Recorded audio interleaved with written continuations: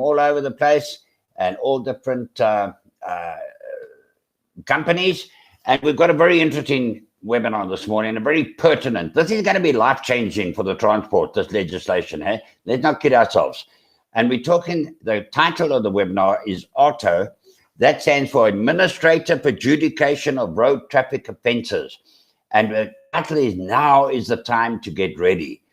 Well, now's the time to get ready. Yeah, it's sort of been over 20 years in the making, but now's the time to get ready. We had some breathing space. It was supposed to be implemented on July the 1st, and everybody was in a huge panic.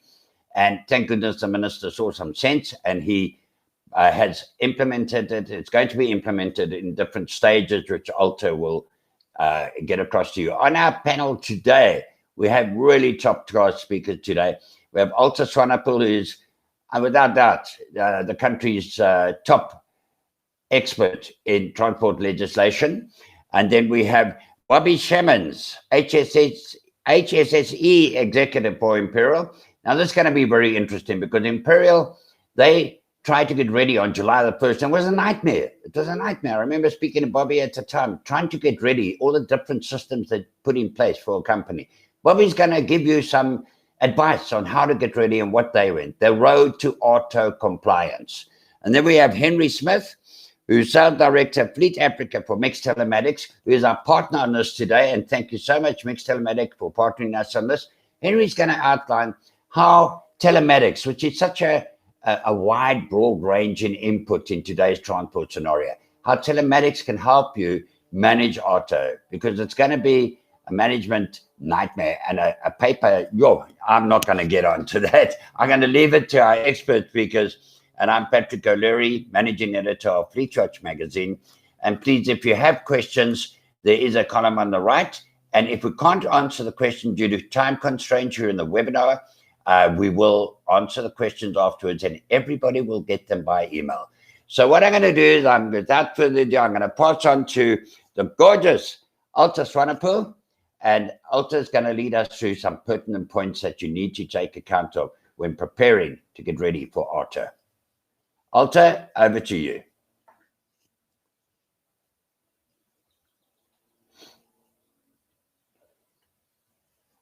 AUTO, you just switch your camera on and your sound on, and then we are there. There we go. Thank you. Hello, AUTO. Yeah, we got you. Your blonde hair looks lovely, by the way. I'm out of here before I get into trouble. Thank you very much. I think my hairdresser was a little over enthusiastic, but thank you very much. Morning, everyone. I was told to do a 3.5-hour presentation in 15 minutes. So here goes. Apologies. Patrick always says I speak too fast, but literally today I have to. I was asked to. Let's start with the update. First of all, the question that everybody has, the legislation has not been published yet.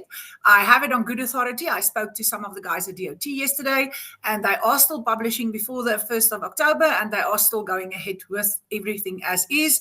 The regulations have been finalized. They've been translated, everything. So we are just waiting for the publication. We will let you know as soon as we hear anything.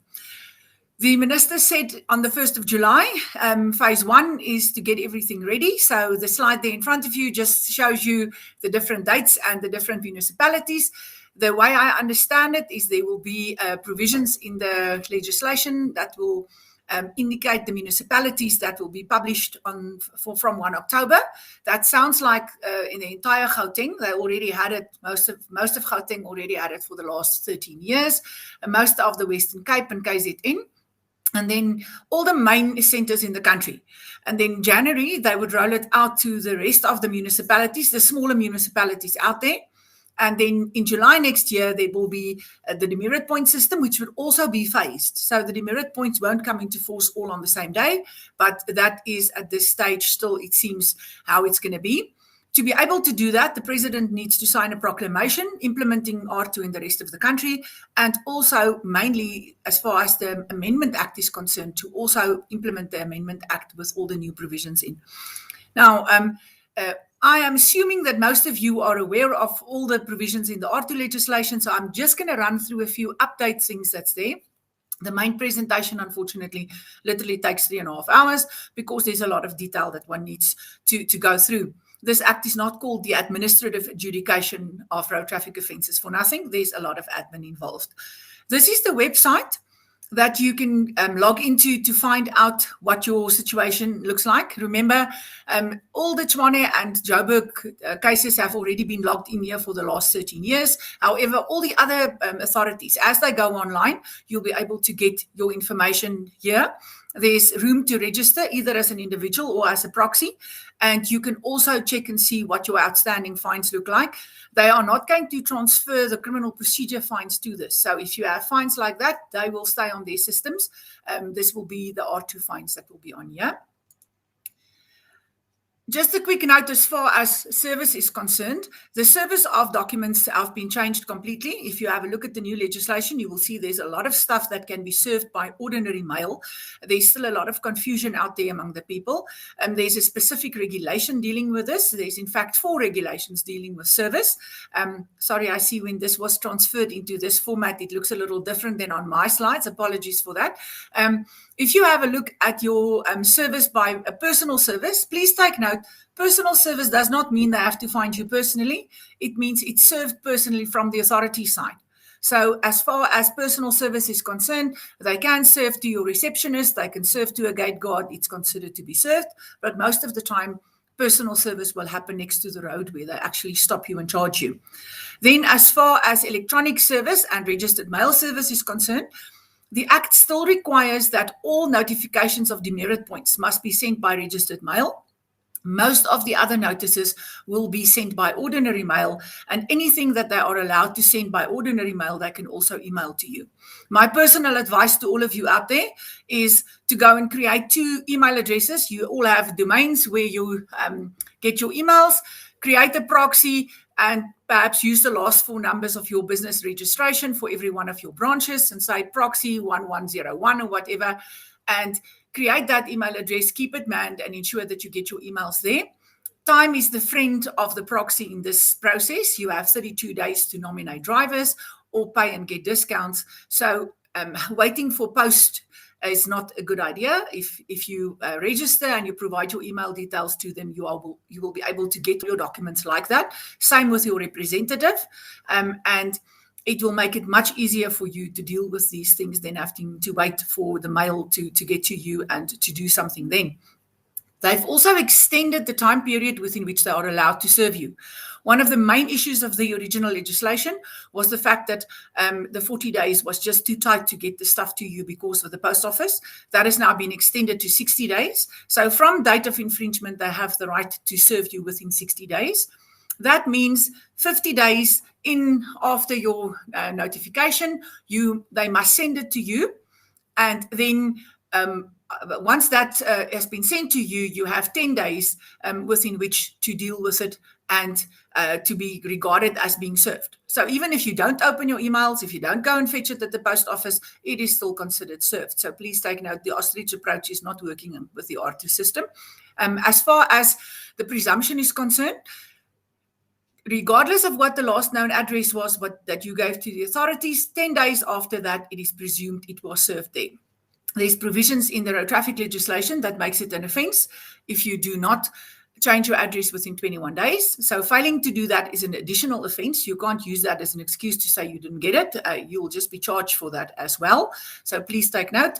And if you have received it late, you must make an affidavit on an R28 to show that that is the case. Think about it if you want to do that, because in future there's room for reservice. The R2 system allows reservice of notices. And if you tell them that the reason why you're making a representation is that you got it late, they still have the opportunity to reserve it to you right up to 180 days after the notice. So unless you are missing out on being able to nominate someone or getting a discount, I won't go through all that trouble to tell them that it's 5 days late. Rather carry on and deal with it. As far as the nomination is concerned, the duty of the owner, please note that this is extremely important. R2 does not cater for a scenario where you can pay fines on behalf of drivers. If you do that and you have not nominated the driver, those notices will be in your name and the demerit points, if any, would go against your vehicle license. It will not go to that driver. So please note, it's a very busy slide, and hopefully you'll be able to see the information there. The legislation was amended to change it from an offence to not know who's driving your vehicle to remaining liable. It's a big difference. In the system as it stands now, before the amendment, they can charge you for not telling them who was driving the vehicle. And the new system, they're simply saying, if you don't tell us who was driving, we accept it was the owner, and we carry on as if the owner was the driver of the vehicle. If your nomination is not successful, then you remain responsible. So if you provide wrong details, or if the person doesn't exist or something like that, then that would be regarded as unsuccessful. They've also introduced a new option. They call it's called a registered fleet interface fleet user. And if you have a lot of traffic fines, you can register with them. I have the interface back here in the office if you're interested. It sets the parameters for being able to create an interface with the system. And you can then, in a few days before they issue notices, you would be entitled to provide your driver details and your driving license card details of the driver that you want to nominate. And instead of first sending the notice to you, and then you have to nominate the driver again, you could actually directly interface with the RTIA. You could nominate the actual driver, and the first notice would already go to them. So please note, they are already doing this. There are many companies that's already logged onto this interface. You just need to ensure that your system can talk to theirs to be able to do that. If you cannot manage to do that, then the normal R7 process would be the way in which to nominate. But it is important to understand that if you provide wrong information, if it's false, if the person that you've nominated indicates that they were somewhere else, then that notice just comes back to you and you would be responsible for it.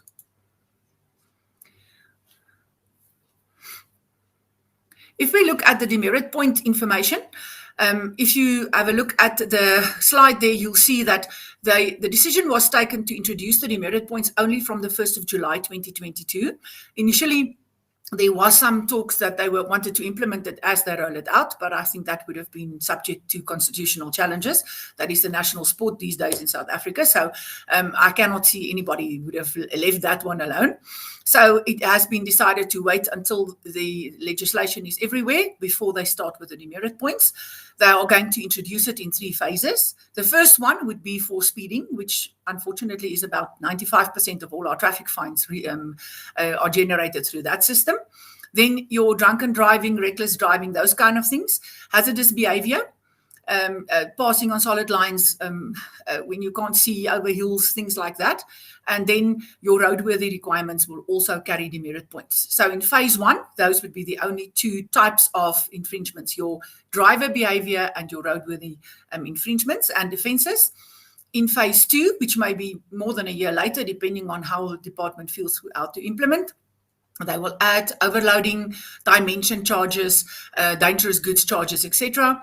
And the third phase would be more your administrative stuff, failing to comply with updating proxy details, address details, etc.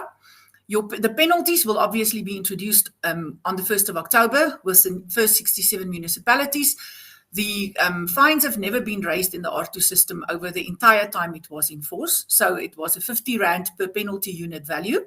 And the fines were for a maximum of 1,500 Rand. So with the demerit point discounts that with the discounts that you get, you would not pay more than 750. Whereas the criminal system actually allows for fines up to 5,000 Rand. So the new ones that will be introduced is 3,500 as a max for your more serious stuff, right up to 2 demerit units, which is 200 Rand for pedestrian and cyclist fines and so forth. So those are just a very quick rundown as far as the points are concerned. This is a very busy slide, but I think it just warrants a minute of discussion. There are 3 different groups of entities that can get demerit points. Natural person, like you and me, owning our own private vehicle, we will never get demerit points for our vehicles. We get demerit points against our driving license. The operators can be either a natural person or a company, and that is for all the vehicles you have that have got double discs, where your trucks, buses, taxis, etc. And the third group that was introduced in this last Amendment Act is your juristic person who's not an operator. They are the group of vehicles that belong to companies, but they have single discs. That's the easiest way to explain it. The opportunity to get points against the license disc exists, and for the operator, it will be against the operator card. So if you just run through who gets what, a natural person will be getting demerit points against their driving license or against their driver record. They will not get points for their vehicle, and the points they will be getting will either be for the stuff they get charged for straight out, like being stopped for talking on your cell or something, or if they are the owner of a vehicle and they receive a traffic fine through the mail, where it's assumed they are the owner. So if you share a vehicle with someone else, that person was responsible for the infringement. You must nominate them, otherwise the demerit points will go against your name. If you're looking at your operators, the operators will be receiving points against an operator card, and the proxy will not be getting any points. There's been a lot of rumors about that. That is not correct. 15 points is the maximum in all instances for driving licenses, operator cards, and license discs. If you go over 15 points, you get a 3-month suspension or disqualification for every point exceeding that 15 points. Operators will also be charged for offences and infringements committed by their drivers. If the driver is not legally licensed, there will be demerit points for that, or if the vehicle is not roadworthy, also points. And then for your offences regarding dangerous goods transport, overloading, etc., that will only come in phase 2. And then also, if you do not nominate your drivers for speeding fines and red traffic signal infringements, you will also carry those points if you just pay those fines. Juristic persons who are not operators, exactly the same scenario as your operator, except you will not be getting fines for other charges, only roadworthiness. This is new. So if you have a bakkie out there that belongs to the company and the driver gets charged for a smooth tire, he's going to get a traffic fine with his demerit points, and then they will generate a second traffic fine for the company saying you have not controlled the roadworthiness of your vehicle. The main one where they will be getting demerit points is your speeding fines and your traffic signal fines, all your camera stuff, if you have not nominated the driver. The moment you nominate the driver, those points go away. They will be against the driver with his driving license. If you pay the fine in the company's name or you cannot tell them who drove the vehicle, you will be responsible for those. Then there's a few things that people have always wondered about as far as what happens to the points as far as the operators and the company vehicles are concerned. Please take note. The moment you have more than 15 points, either on an operator card or on a vehicle license, the vehicle will be suspended. You cannot sell it during that time because you are not allowed to drive it out on the road. You must go and hand all documents in which are suspended. And during that time, that vehicle is pretty much furniture in the yard. You cannot use it. When the vehicle has now reduced down to 15 points, you are allowed to sell it, but please take note, there have been guys out there that are saying that the demerit points punish vehicles. That is not true. The demerit points punish the owner of the vehicle or the operator of the vehicle. So if you sell a vehicle with 15 points, you do not sell the points. The points remain with the BRN of the company. The person who receives the vehicle gets a new unencumbered vehicle. There's no problem for him to license and use the vehicle. You will then get the next vehicle you buy of the same type, either operator card vehicle or a vehicle that's with a juristic person tag to it. That type of vehicle will receive those points. So it will make no difference whether you keep or sell the vehicle, you keep the points. There's no difference there. The same will happen if you export a vehicle or if it gets reported as stolen or if it gets scrapped. Under all of those circumstances, that BRN remains in place on the system together with those demerit points. They won't pile all the demerit points of 5 vehicles onto one. There's that question too. They will scatter them as you have them for the individual vehicles. They will be added to the new vehicles.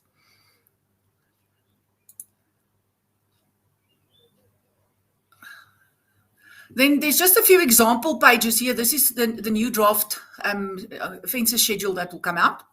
You will see that there are certain things which are offences and others which are infringements. All the references to the Schedule 3 is either from the National Road Traffic Act or the R2 legislation. There's about 4 offences in there or infringements. And then the National Land Transport Act and the Cross Border Act are now also included in here. And you will see that there's a opportunity. Sorry, I see the slides have disappeared here. if you have a look at the provisions in the legislation, you'll see there's room for an infringement. Then there's the penalty value, there's a demerit points if that is in place, and then also a charge code. So the one that you see there in front of you now is section 42, which deals with failure to control the roadworthiness of your vehicle. So it's a good example. If you have a look at the top one there, the second one from the top, you'll see there's a charge code 2299, which shows that if the driver was charged for the specific infringement, then you will receive a fine, but then you will see there's a 2299 is the charge just below that. So your juristic person who's not an operator will then receive this as a second fine to the company saying, you've allowed somebody to drive this vehicle while it wasn't roadworthy. There are many of them. So 2299 is a standard fine that will come to the company regardless of what the driver was charged for roadworthiness offenses. And then you will see that in some instances, there are no demerit points, and in other instances, there are demerit points. If we look, for example, I'm very sorry, let me just reverse it back to the previous slide. If you have a look at that one, you'll see that your operator charges. So where the operator is being charged for various offenses, I haven't made a screenshot of all of them. The previous charge is, for example, where the driver doesn't have a professional driving permit. There is a 4-point demerit points for the operator under those circumstances. General driver behavior is generally not charged through the operator. The operator will then also receive charges for overloading, failure to comply with dangerous goods provisions, as well as roadworthiness. And for the roadworthy offense, you will see there is a 4 demerit point every time. So regardless of what the original infringement from the driver is, that could be anything from a 2 demerit, from 0 demerit points to being arrested. As far as the driver is concerned, there's a sliding scale as far as the seriousness is concerned.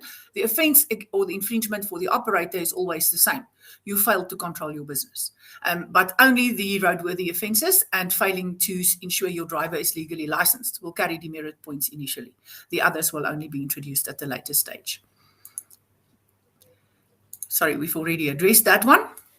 Things that we discuss in detail in our training sessions is how this impacts the proxies, as well as the drivers. What kind of rules and stuff do you need to have in place? The fact that the driver needs to give you permission to look at its demerit points, etc. Things that you need to look at from a vehicle use perspective, whether your policies in your company is actually aligned with R2. Many companies still have policies that will actually be contrary to the R2 legislation, like I'll pay your fine and deduct it from your salary and stuff like that. Labor issues are not addressed in the R2 Act at all. You must deal with your labor issues and see that your labor rules that you have in place actually coincides with what's in R2. Otherwise, you may find yourself in trouble there.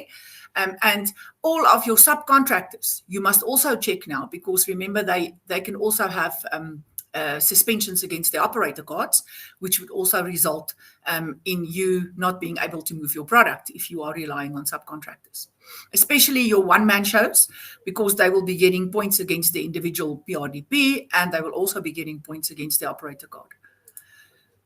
If we look at what needs to happen now, in the next, 7 or 8 days, they need to publish 2 proclamations from the president's side to indicate which municipalities are going to be receiving R2 first. The entire set of regulations, the entire set has been redrafted together with all the schedules, all the forms, everything will be new. And it is a very bulky gazette. It has also been translated into Afrikaans. So basically there will be a huge gazette that must be published to allow R2 to come into force on the 1st of October. So I'm very sorry, this was very quick. I didn't explain any of the basic principles. This is just the changes to the legislation. I hope I'm not too far out of my time, Patrick. If you have any other questions, you are welcome to contact us, either Lizette or myself, if you want some more information. And as far as I know, Katie said that she's going to send these few slides to you guys as well. Thank you very much. Man, I've got to applaud you for condensing her. And also, you didn't talk too fast, I'm sure. Thank you very much, Patrick. To all delegates, please note that also does run courses, is running courses. You've got her details there. Please contact her, because it is a very complex subject. But I just want to say one thing, where 95% of the fines are for speeding. I've been on many roads where the speeding limits are ridiculous. They are supposed to be there for road safety. But under auto, everyone is going to get nailed. I've actually stopped that speeding at cops on site and said, guys, this is a revenue earning road. And they've agreed with me. So I think what we have to do is call the road engineers, and, speed limits are part of road safety. And under auto, you're going to get speed limits where, there's a 60-kilometer speed limit, and 80 on the R511, which is a brilliant road. And everyone's going to get caught on the road to Swartkoop. The cops agreed with me. They said, no, this should be 100. So, yeah, little things like that we have to deal with as we go forward. Patrick, I can butt in for 1 second and just tell you there's an entire new set of manuals that's coming out where they will have to certify all the speeds on all the roads in the country. SANRAL is the main driver of that process, and they are busy trying to get only road engineers to set speed limits and not the traffic officials. So there is such a process is in place, but it has been going on for a few years now. Hopefully it's nearing the end. You may find that it will actually be introduced soon. That is brilliant news, because that's a real concern, And then the other thing, ladies and gentlemen, the operators out there, please, I just want to remind you, in our brake and tire watch, which we haven't been able to do for a year and a half, we still fail 69% of vehicles. Now, Alta has highlighted the roadworthiness of vehicles as a very big issue here. Please ensure your vehicles are roadworthy. Preventative maintenance, it's still going on to this day. So please, that's it. Now, to move on to a very, very, this is going to be great. We've got Bobby Sherman, who's HSSE executive for Imperial, who actually walked the road, and they were in mad panic. And I'm sure I also did a bit of a survey around operators before July the 1st, when it was supposed to come in, and said, how many of you are ready? And very few were ready. And Bobby was working on it with his massive team for ages and still wasn't ready, I don't think. Hey, Bobby, it was a nightmare to get compliance. And so we've headed this, now is the time to get ready. That's the title of this. Don't wait until 1 minute to midnight. And Bobby's going to show you why you should not do that. So, Bobby, thank you so much for being with us today. This is an operator who walked the walk, and now he's going to talk his walk. Over to you, Bobby. Patrick, thank you for the introduction, and also the opportunity for us to share a bit on our journey to compliance. Otto did touch on some of the issues and the aspects that we need to think of when a business wants to implement a policy or a framework to comply with Arto. And I hope to share a little bit on that journey, although it's a continuous journey that we go through on a continuous basis. But yeah, what a privilege to be here today. So I'm just going to move on and give a little bit of a background in terms of who Imperial is. So Imperial is a proudly South African business, organization that was born in 1994 in Johannesburg, and ever since got quite a wide global footprint in 26 different countries. We currently employ approximately 25,000 people, and we ranked amongst the top 30 global logistics businesses within the global scope. So you can imagine, with quite a strong presence within the southern African part of the continent, Arto plays a magnificent and a intense role in the way we do business and the way we transport our products on the South African roads, and that basically led us to a point where we needed to recap and just reevaluate where we are in terms of compliance and what is needed in order for us to meet the needs for Arto. I'm just going to go over to this brief introduction. We are going to ensure that there is education. People will be educated about the law that is in place, and all the time, so that when you get penalties, you also understand the law. People must come to the party in terms of this. So we will not win it alone. Corrupt traffic officers will be dealt with, while those who do good will be celebrated. That's according to Transport. Thank you, Kylie. So this clip was basically released a few days after President Ramaphosa signed this into legislation.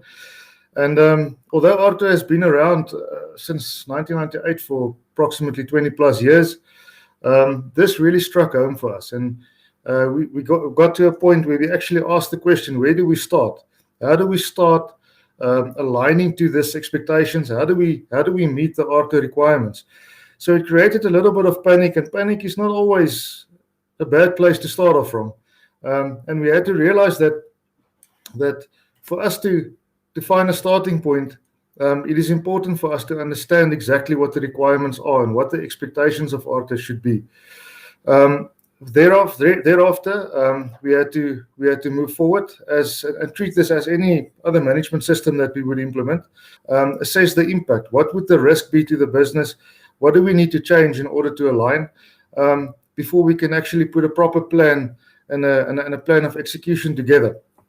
So I'm going to spend a little bit of time on the assessment of the impact, and maybe assist those businesses that are currently operating in that space and thinking of implementing a framework or a policy, and maybe I hope to leave you guys with some thoughts and tools to think about when you guys are implementing this whole process and embarking on this journey. So for us, in order to, like I said before, in order for us to find a departing point, we had to understand exactly what the requirements and the expectations of the ARTO legislation would be, and we tapped into a lot of resources. ALTA's workshops assisted very, very much in terms of getting our key stakeholders within the organization up to a certain standard where we can actually start to have some meaningful engagement around ARTO. But sometimes simple things like picking up a phone and phoning Mr. Baloy and the team at RTIA also assisted us greatly in terms of just providing a bit of guidance and setting that basis for us to understand, whether we are on the right track and where do we need to tweak. So there's a lot of information out there that's available that can be tapped into. Imperial, as quite a large organization, are fortunate to have a legal counsel that assisted us greatly in the interpretation of the legislation as well in some aspects. Once we had that first foundation of understanding of what the ARTO Act really entails and what the expectations is, we could then tap into the external or the internal platforms that's already available to us. We, for example, have health and safety conferences on an annual basis where most of the businesses get together and the key stakeholders and decision makers get together. And we could then have meaningful collaboration sessions and brainstorming sessions in terms of where the gaps lie and what needed to be done in order to get that set up. The reason why I'm mentioning this is especially for the businesses that are operating in the space that are currently grappling in order to find a way to start. These are the platforms that work for us. Those exco sessions, those board sessions, and even the use of internal surveys.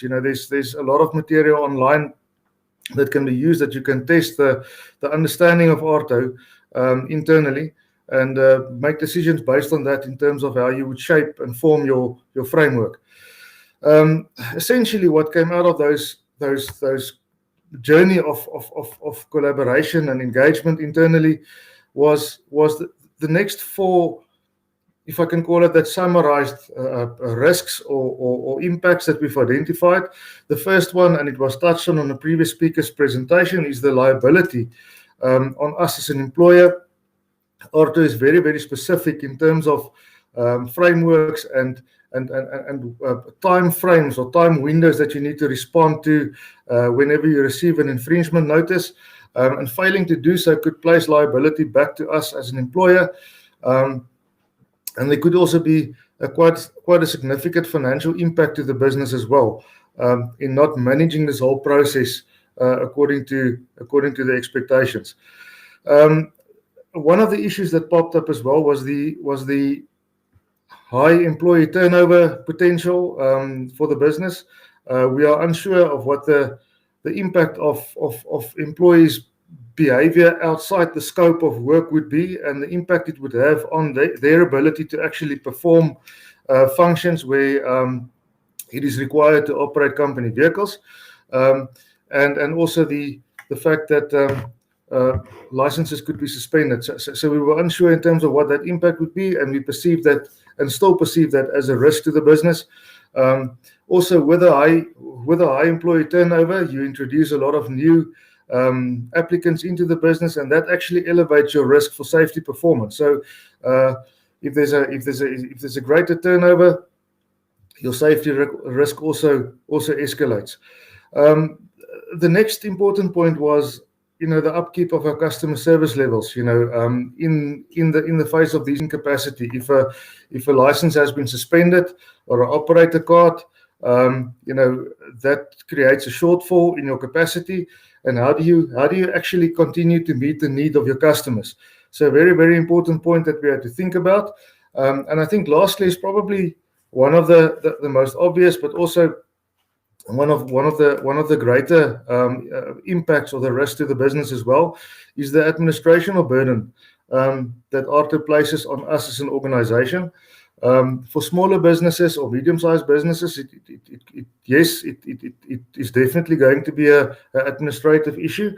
But if you're dealing with about 9,000 drivers or 11,000 employees within a country, that becomes something that you surely need to consider. And with that comes immense financial implication. Are we going to appoint a dedicated team that specifically looks after the administration of ARTO, or how is that going to look?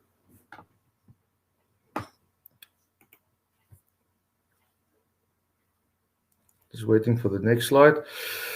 So through these collaborative sessions, I think quite a number of valuable thoughts came out as we were shaping the policy. So it was unanimously decided that we need to create a framework to address ARTO and to structurize how we approach ARTO as a business. And one of the key issues, or the first points that came up, was the aspect of employee incapacity. So businesses will have to think about, how do you handle this? How do you as a business deal with licenses being suspended, especially around functions that primarily makes use of company assets to drive with.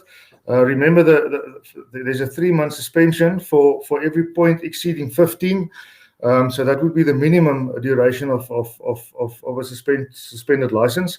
So if an employee comes to you with 18 points, that's going to mean he's going to be suspended. The license is going to be suspended for about 9 months. And what do you do in that case? So most companies opt for the incapacity route or the termination. So if that is the case, then prior engagement with the unions is essential sooner than later. You don't want any complications when the time comes when licenses are being suspended. The other matter, when the route of incapacity or termination is followed, that means that there's going to be a recruitment process that's going to be taking place. And I did mention that recruitment, bringing in new drivers continuously into the organization, elevates your risk for safety. The other issue would also be the availability of quality or professional drivers. I'm just thinking about the space where the passenger side or the dangerous goods side, those are specific types of drivers that you need to employ, and that pool is normally quite small considering the industry in South Africa. So those are stuff that you need to consider. Where are you going to source drivers? What are the sources of those applicants? Also, part of your recruitment process, businesses need to think of, and that's what we grappled with for quite some time, is what would be an acceptable threshold. So if an applicant applies for a position and he presents to you a certificate that shows that he's got 13 points, what would that be an acceptable threshold to consider employment? So those are typical things that businesses need to think of and include in the framework or the policy when they implement the ARTO system. Training and induction programs, very, very important. We were thinking a lot about this and the need to differentiate between functional training and normal awareness training is important.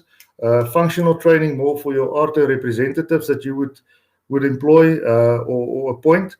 And then also your awareness training for the rest of the employees. Think about the frequency of the training. How often would that occur? Would it be refresher? Would it be full training? Those kind of needs to be outlined in that framework.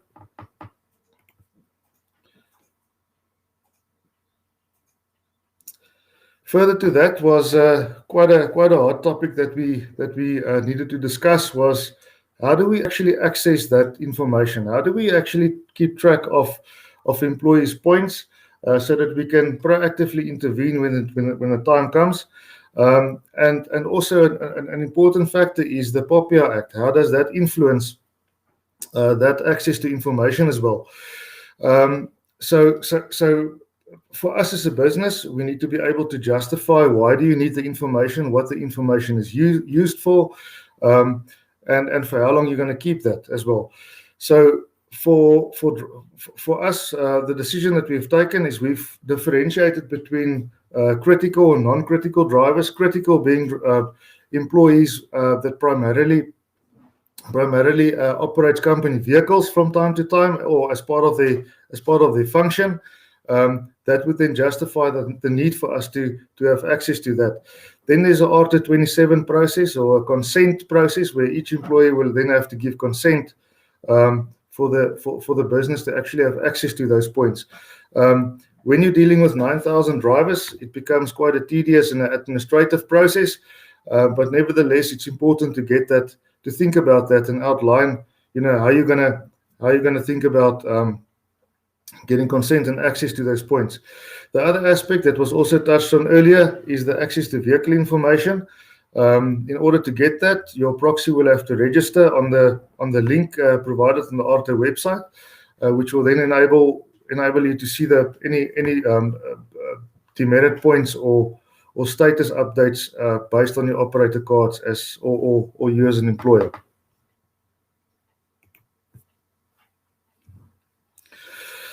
So some of the hurdles that we're currently facing, and there is a lot of technology in the market or software in the market that can interface or provide you with information on demerit point statuses.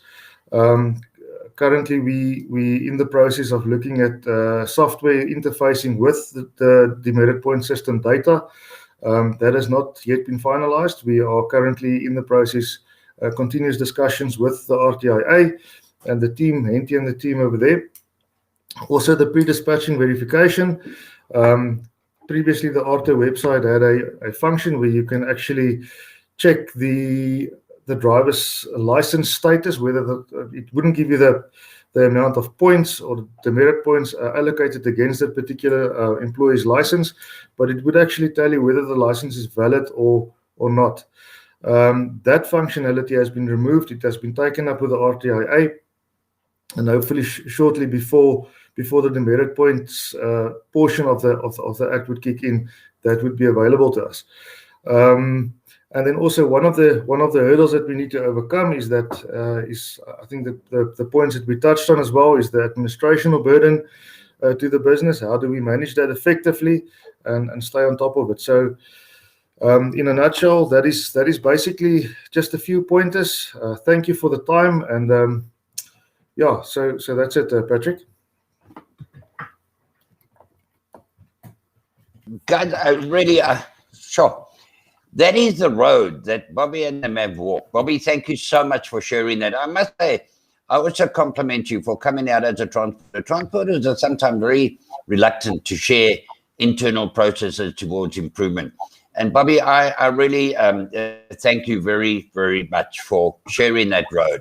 As you can see, it's not an easy road to walk. And that's why we said now is the time to get ready. And please take account of what Bobby has said, some of those pitfalls that he's in, some of the hurdles that they come, some of the challenges, many challenges that are there to face. And Bobby, once again, thank you. I'm going to ask one question. We're running quite on time. We're running into a strict time. But question to Mr. Simmons. Also mentioned a few infringement types. Example, speed, drunk driving, not stopping at stop sign. This comes from Leandra Anamali. What, in your opinion, is the biggest infringement risk which could lead to demerits and suspended licenses, Bobby? I think the typical traffic violations, there's not stopping at stop streets, speeding, those kind of things, stopping in illegal or unauthorized places, especially with dangerous goods vehicles. Those are the typical fines. But I think just thinking back now, I think don't neglect weighbridge infringements or overloading. That's a big, massive factor in the transport industry as well. So those little axle overloads and those kind of things, don't neglect that. And I would add to that roadworthiness of vehicles. So, Bobby, you know, we there's a lot of vehicles out there that are unroadworthy, and that's you know, most people when they talk about transport, they look at Imperial, they look at the bigger companies, but the majority of trucks in the hands of the small to medium-sized operators. Some of them are fantastic, some of them are absolutely terrible, and so they're going to get hurt and they're going to get off. And you know, I think on that side, I'm just going to make a quick one. I don't know who it was who said that look on the bright side, in 6 months, the roads are going to be empty. It's a joke, but could be true. Okay, thank you, Bobby. I'm going to get to the end. Alton, maybe you can just switch your camera on and quickly deal with this one question. Are they going to apply auto to non-SA registered vehicles, SADC registered vehicles running through South Africa? Are you there, Arto? Before we go to Henry? Okay, we'll come back to that. Now we're going to introduce telematics. Telematics is probably one of the most exciting developments that have taken place in years for the transport industry. I'll tell you coming in. Alton, let's just quickly go to that question. I'm going to repeat it. Are they going to apply auto to non-SA registered vehicles, SADC registered vehicles running through South Africa? Yes, Patrick. Sorry, can you hear me? Yes, yeah. They are. If you have a look at the last regulations that will be published soon, they have taken out any reference to different treatment of foreigners. South Africa also signed an agreement with 27 of our neighboring states to have what they call a TRIP system, where South African demerit points will be allocated to those guys' licenses there, and theirs will be here. So the idea is that foreign drivers that's in South Africa will record the demerit points on the system on either on their traffic register numbers or on their foreign passports. And the idea is that they will be subject to exactly the same rules as the South African guys. Right, there's the answer to that question. That's good or bad news for foreigners, but please take note of it. Henry Smith, now over to Henry. As I was saying, and telematics, very exciting development over the years in transport. And the telematics companies are actually looking, like Mixed Telematics, on how to help your operators, how to help everybody to manage this. Bobby mentioned software packages, and Henry's going to tell us how the Mixed Telematics is coming forward to help you manage this very intensive administration process. Over to you, Henry. Thanks, Patrick, and thank you for the opportunity to you and the FleetWatch team. And I also want to extend a big thank you to all the attendees, our partners, and our customers that's on the call.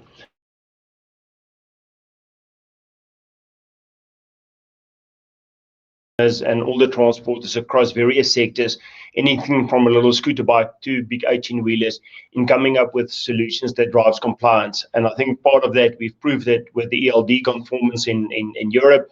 We've done it in terms of the hours of service in North America, the Petrom regulations that's relevant in terms of the oil and gas industry. And we're approaching auto in exactly the same way. We believe that both our transporters and our drivers are valuable assets, and that we need to come up with real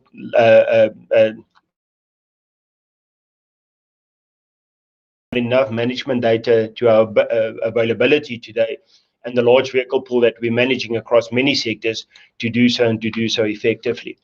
I'm not going to go through the whole auto component again. I think Alta has done it extensively well in a really short time.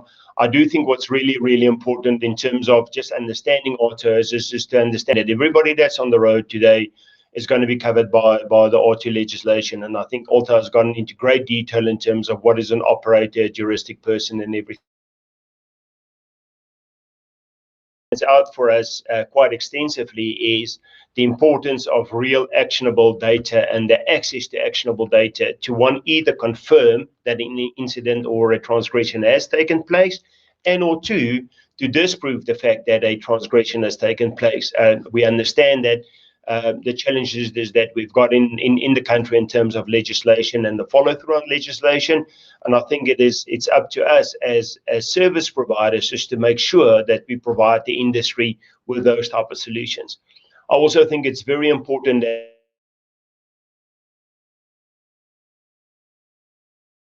and everything else that goes with it. If we go through Schedule 3 of the Act, we will see that it's actually going to follow through, talk to roadworthy, licensed roadworthies, everything that both Alta and Bobby has mentioned in their presentations. And we need to understand the importance to cover all of this when we approach Auto and when we approach the accessibility to data and when we build tools to enable our transporters to effectively address any offence that's thrown their way. It could either be a slippery tire or it could be overloading. And what we need to think about when we implement this is we need to think about the whole spectrum that ultimately will be covered by Schedule 3. So, and in short, it means that all that's excluded from that is the really serious offences. I think, again, Alta has gone through what that entire process looks like in terms of what happens when I've received an infringement. I think the one thing that it does for us as a telematics service provider, it underpins the importance of accurate, easy to find, action. Confirm an incident, as I've mentioned before, and or for us to make sure that we can discard that for in terms of a real incident. In terms of the tool to manage compliance, we believe it is an all hands on deck scenario where we need to make sure that we access the vehicle telematics, the video telematics, the software as a service that's available to us, any value added services that's provided by telematics service providers. We need to build that in a position where there's real-time to our customers. And then we need to also make sure that we integrate this data in terms of strategic partners, whether it's with retail or any of the other multitudes of service providers that's going to offer these services to create visibility for our transporters and for our operators, just to make it really easy for them. So it's not a one size fits all. It's more an all hands on deck type of approach to the solution. So in terms of a turnkey solution, as I've mentioned before, I really think all the operators needs to go back to the telematic solutions. Every single data point that's available to them that will allow them to either confirm a traffic violation or the location of the vehicle and or the solution that was offered, and make sure that they get that data. So as I've mentioned before, your vehicle telematics, your in-vehicle telematics, your logistics delivery management tools, if you've got a routing and planning tool, the data that comes from that, if you're running hours of service compliance, the hours of service compliance, most probably one of the most important and one of the most simplest solutions is something as simple driver tag solution and understanding the value that has within the business. And I'm going to unpack some of these just very briefly in terms of where we believe there's actionable data points with actionable data that we can execute on. The first of those being obviously in-vehicle telematics, whether it's video telematics or vehicle telematics. As I've mentioned before, starting with something as simple as a driver tag. Driver tag confirms who's driven the vehicle. We've spoken extensively on the importance of being able to allocate the correct driver. So again, from a preventative perspective, we can also do driver access control. That's run out of points. We can disable those vehicles from operating and not accidentally putting either the driver or the vehicle back on the road. And then the real-time management data that goes with it. So again, confirm the location of the data and confirm whether such a transgression in the case of speeding and so forth has actually taken place. One step up from that is obviously where we start adding video telematics into that picture. I think we've seen a great shift from basic video telematics to video telematics that today has artificial intelligence. And I think, again, it will drive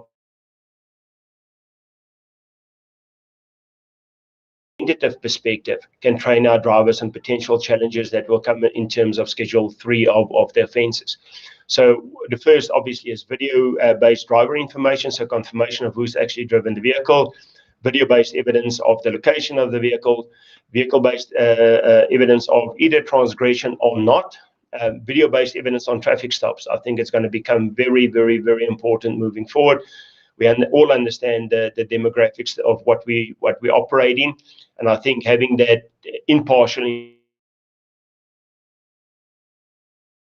things that leads to speeding and non-stopping, things like distracted driving, fatigue, those type of things, assistant lane departures in terms of using indicators and everything else that goes with it.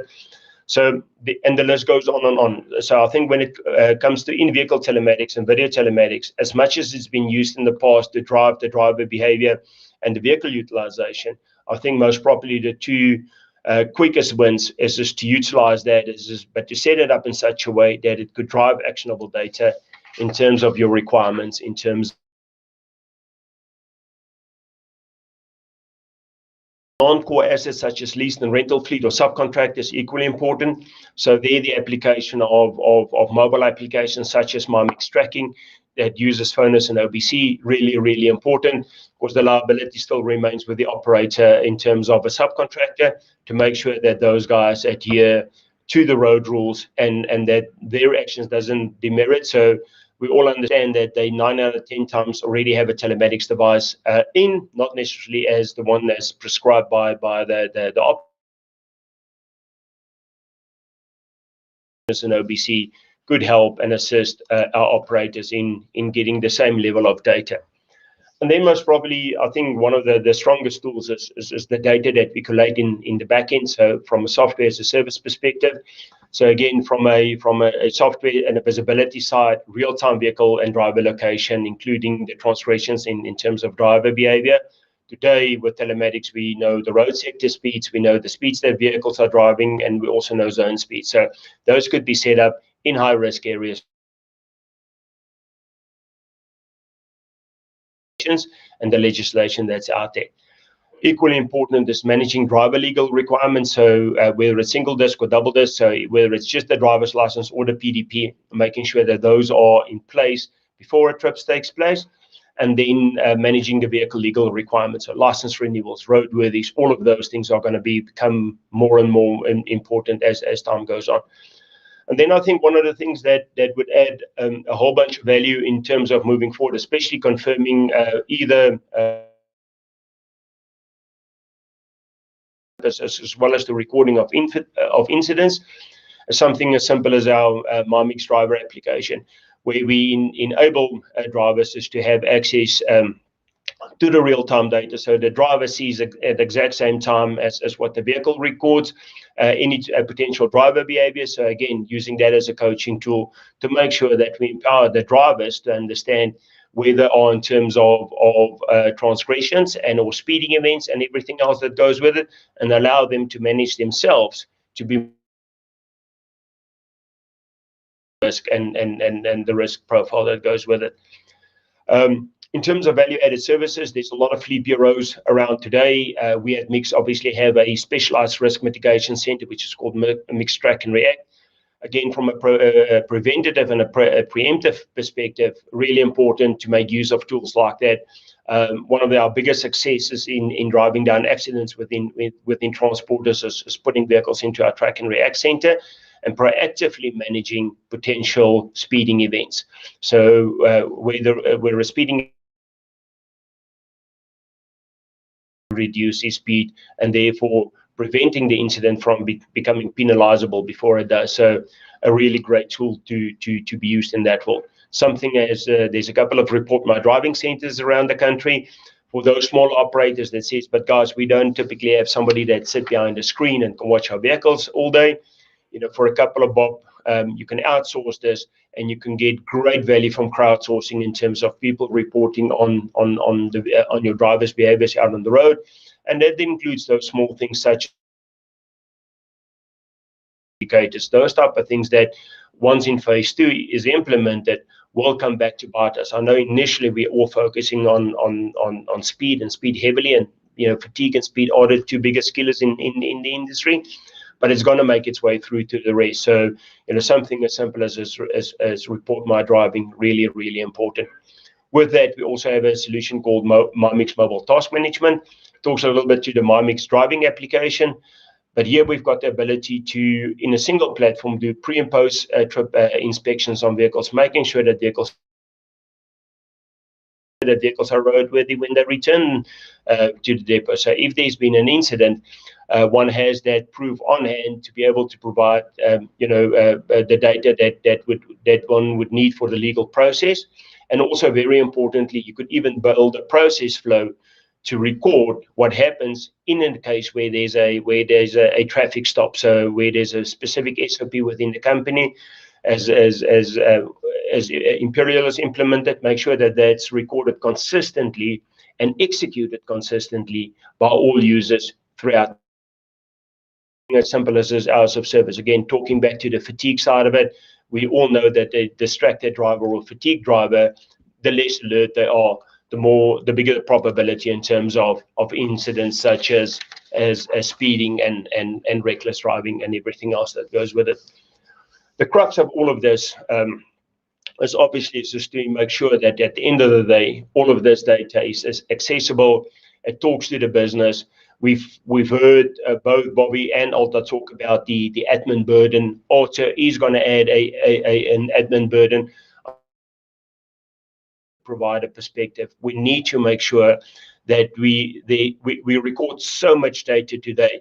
I think it's a well documented fact that 80% of the data that's available in the world today has been produced in the last 2 years. So the risk that we're standing here is just to have just more death by data. And I really think it's important to make sure that the data that we work on is actionable and actually talks to the business. So again, from a big data perspective, I know Bobby hasn't spoken about it in his presentation, but for instance, if we take Imperial, where they've built a data lake, data points in to make sure it drives the business, make sure that your service provider provides you with that. We within Mix have got 2 applications in that world. Inside Agility is something that sits at a customer level, that even within our software allow them to build dashboards that talks to their business. So things like roadworthy, the demerit points, all of those type of things could be in there. And then obviously if we want a more holistic predictive analytics platform, we've got Insight Analyzer that allows us to really present our customers with big data. And then I think the last part of it that we leverage on strategic partnerships. We need to make sure that we understand our regulator. We need to make sure that we're close to our regulator, and we need to make sure that we tap into their regulator everywhere we can. So, for instance, in the RTIA perspective, we at Mix today are working very closely, like most of you are, with the likes of Rita to understand the integrations that we can build that will allow our transporters to, from a single platform and from a single point, manage something as simple as just a change of driver. So we're trying to drive the integration down to the level from a telematics perspective, where we know who the driver is, we know what their status is. We know whether they were in that location where the offence was committed or allegedly committed, and we can bring those worlds together in real time, which means that by the time the notice is issued, the notice actually goes to the correct driver and doesn't even go to the proxy or the company. So those are the things that we believe is really important. It's not I don't think there's any silver bullet stuff. I think it's all stuff we use on a daily basis, and I think if we remain calm and we remain level-headed, we will drive the results. And I think the value of this talks to itself. So from an integrated perspective, we all understand the cost benefit of an integrated approach. And so by having this and having an integrated approach, and even with the burden of auto that's been added onto this, is we believe that if we utilize all the data points and all the solutions that's to our ability, the average customer out there, and especially a customer that we can only talk about our own, where we drive an integrated solution, that the return on the investment is a 10 to 1. So as much as it is capital intensive, or it is financially intensive from an OPEX perspective, we still believe that providing all of these data points and providing meaningful real world solutions, that we can drive those that level of ROI in terms of our customers. And Pat, that is us for this presentation. Again, all our contact details are out there. If you need any assistance in understanding what we can do in more depth, more detail.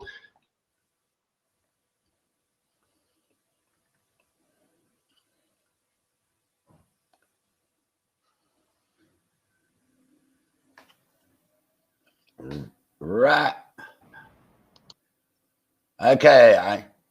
Alta, thank you, Henry. Thank you so much. It's amazing. Telematics, I was around there in the early 90s when it started as the matrix vehicle tracking, I think it was, and with Stefan Joss. And it was more about hijacking, getting your hijack truck. Then the developments over the years into fleet management. And now it's helping you kind of manage auto, which like it or not, it's here, it's coming. And so please prepare for it. And you can see, I'm very interested that, Henry, you're saying that you're already liaising or have been with the RTIA, that's a Road Traffic Infringement Agency, see how you can help the operators and develop systems that can.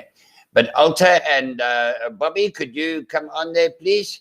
Just put your cameras on. Want to see you. And Henry, you stay with us. I just want to say thank you to our presenters. God, we have run out of time. There are some questions. Here comes Bobby, and there's Alta. Look at them. I want to give you guys a big hand for helping the industry. Hey, really, I found this incredibly delegates. The good news is that all this will be the presentations will be sent by email. There's a YouTube link on this webinar, so you'll have time to go through it all. But please do not wait. Start now. And it's a complex system. So start now. And Alta, Bobby, Henry from FleetWatch, all that delegates and the industry in general, thank you so much for giving up your time and your expertise to lead us through this. We say God pleasure. Okay, that's it for today. And make sure your vehicles are roadworthy. To you all.